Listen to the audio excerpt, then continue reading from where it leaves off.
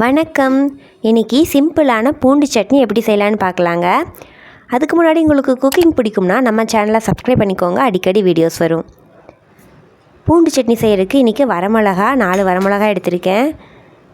புளி கொஞ்சமாக, பூண்டு 20 பல், பெரிய வெங்காயம் 2 பெரிய வெங்காயம் எடுத்திருக்கேன். இப்போ பேனில் எண்ணெய் விட்டுக்கலாம். 1 டேபிள் ஸ்பூன் அளவுக்கு குக்கிங் ஆயில் விட்டுக்கோங்க.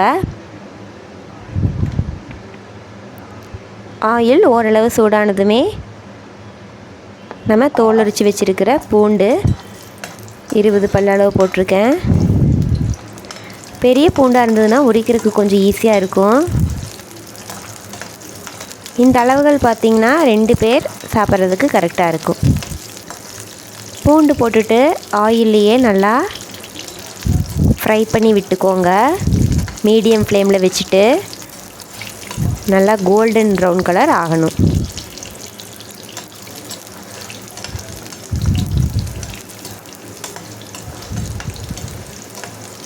பூண்டு உரிக்கிறதுக்கு சிரமம்னு சொல்லிவிட்டு இந்த சட்னி செய்யாமல் இருந்துடாதீங்க.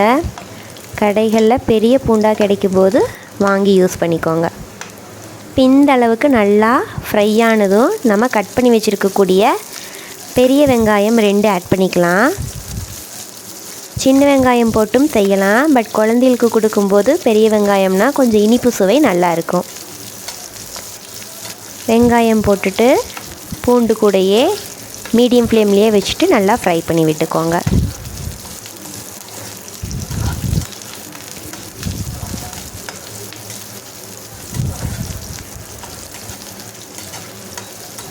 கைவிடாமல் நல்லா கலந்து விடத்தான் பூண்டு வெங்காயம் எல்லாமே வதங்கி வரும்.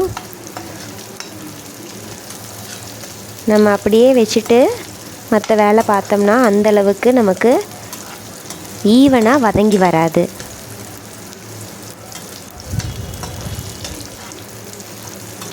பாருங்கள், இந்த மாதிரி எல்லா இடங்கள்லையுமே பூண்டு வெங்காயமும் நல்லா வதங்கி வரணும். ஒரு 3 நிமிஷத்துக்கு நல்லா வதக்கிடுங்க. இப்போ காரத்துக்கு தகுந்த மாதிரி வரமிளகா போட்டுக்கலாம். நான் இன்றைக்கி 4 வரமிளகா போட்டிருக்கேன். உங்களுக்கு இன்னுமே காரம் அதிகமாக வேணும்னாவோ குறைஞ்சி வேணும்னாவோ அதுக்கேற்ற மாதிரி போட்டுக்கோங்க. மிளகா வதங்கினதும் சின்ன ஒரு நெல்லிக்காய் சைஸ் அளவில் பாதி அளவில் புளி ஆட் பண்ணிக்கலாம். புளியும் நல்லா வதக்கிட்டு அரைக்கும்போது தான் பச்சை வாசம் இல்லாமல் நல்லாயிருக்கும் சட்னி.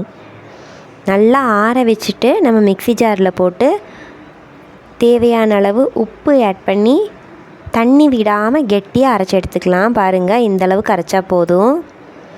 இப்போ அப்படியே சாப்பிட்றதுனால ஓகே, இல்லை ஒரு தாளிப்பு கொடுத்தாலும் நல்லாயிருக்கும்.